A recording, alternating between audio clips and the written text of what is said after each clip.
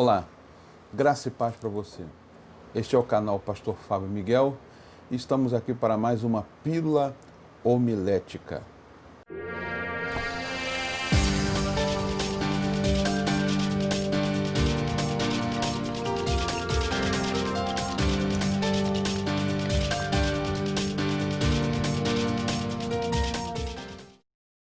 No vídeo de hoje, nós iremos falar sobre João capítulo 14, versículo 2. Veja aí o texto. Na casa de meu pai há muitas moradas. Se não fosse assim, eu vô-lo teria dito, pois vou preparar-vos lugar. O texto que nós acabamos de apresentar para você trata de um assunto interessante, o qual Jesus afirma que as moradas do Pai, do Criador de todas as coisas, são muitas. Esta primeira parte do texto, na casa de meu pai há muitas moradas, deve ser entendido espiritualmente, pois nas ocasiões que Jesus falava acerca da sua morte ou do seu retorno ao Pai, isso sempre estava vinculado ao seu sacrifício, à sua morte física e ao estabelecimento de uma nova era na história da humanidade, que se coloca agora à sombra da cruz de Cristo. Então, esse termo moradas do meu Pai são a habitação espiritual de Deus, para onde as almas dos justos devem ir. Não deve ser entendido como as regiões do espaço sideral, do cosmos, além das fronteiras da nossa atmosfera. Então não se entenda dessa forma, como sendo o espaço, outros mundos. Embora na carta aos Hebreus nós vemos essa ideia, né? Hebreus capítulo 11, Deus criou os mundos, mas em outra ocasião nós podemos falar especificamente desse assunto. Mas o que entendemos aqui, ele afirma que há moradas, a habitação de Deus, e que ele iria preparar lugar. Ora, como assim preparar lugar? Porventura, aonde Deus habita ainda precisa ser algo construído? Ele afirma, né, na versão que temos, o texto diz: há muitas moradas, dando o entendimento que elas estão já estabelecidas, já existem. O que nos veria ao entendimento, né, nós abordarmos esse assunto? Qual é a problemática? Parece-nos então que Jesus está afirmando que ele realizaria uma obra para permitir, para dar condição a que nós estivéssemos nesse lugar que ele prepara para nós. Fica esse sentimento de que é aquela preparação quando você vai convidar alguém para sua casa, quando você vai convidar alguém para uma festa, para um evento na sua casa, você abre para as condições para que a pessoa venha. Há o texto no livro de Isaías, capítulo 59, versículos 2 a 4 e dos versículos 7 ao 8, que vai expressar muito bem a problemática entre homem e Deus. Vejam o que o texto diz em Isaías 59. Mas as vossas iniquidades fazem divisão entre vós e o vosso Deus, e os vossos pecados encobrem o seu rosto de vós, para que vos não ouça. Porque as vossas mãos estão contaminadas de sangue, e os vossos dedos de iniquidade. Os vossos lábios falam falsamente, e a vossa língua pronuncia perversidade. Ninguém há que clame pela justiça, nem ninguém que compareça em juízo pela verdade. Confiam na vaidade e andam falando mentiras. Concebem o trabalho e produzem a iniquidade. Os seus pés correm para o mal e se apressam para derramarem o sangue inocente.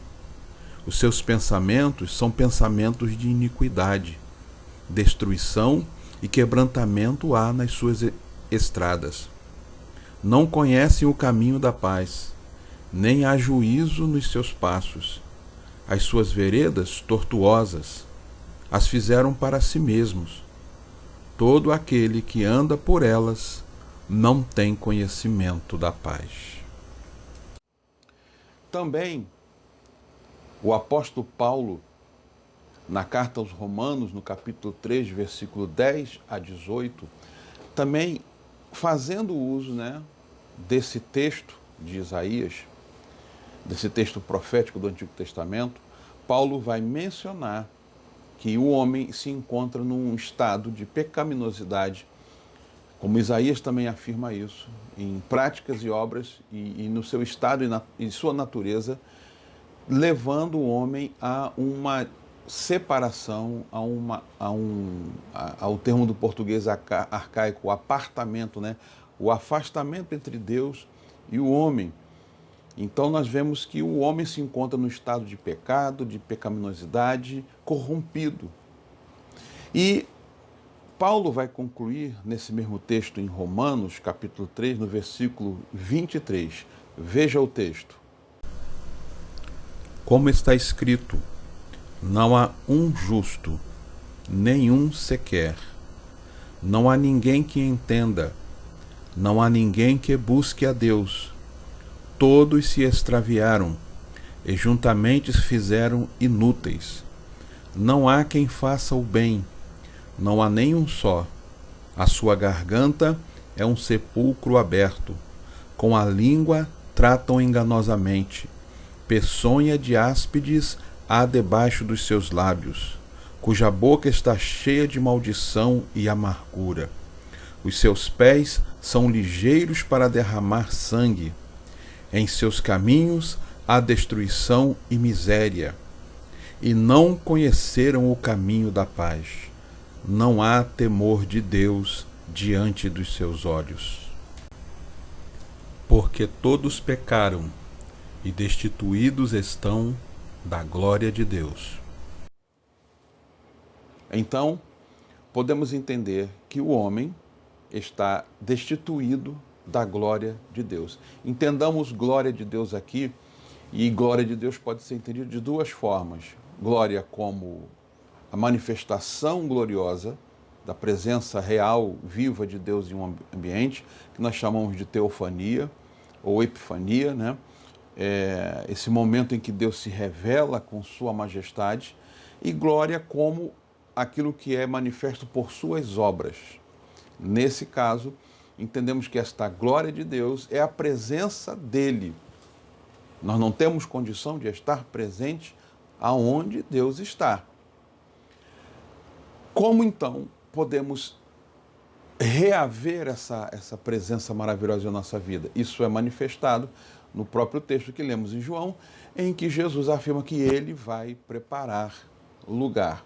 A carta aos Hebreus, capítulo 10, versículo 19, nos diz assim: Tendo, pois, irmãos, ousadia para entrar no santuário, pelo sangue de Jesus, pelo novo e vivo caminho que ele nos consagrou, pelo véu, isto é, pela sua carne. Da mesma forma, Isaías capítulo 53, versículo 5, assim nos afirma: Mas ele foi ferido pelas nossas transgressões e moído pelas nossas iniquidades.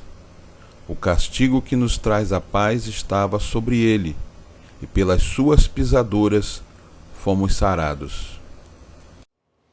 A partir desses dois textos, Hebreus 10, Isaías 53, você verifica a ação de Jesus.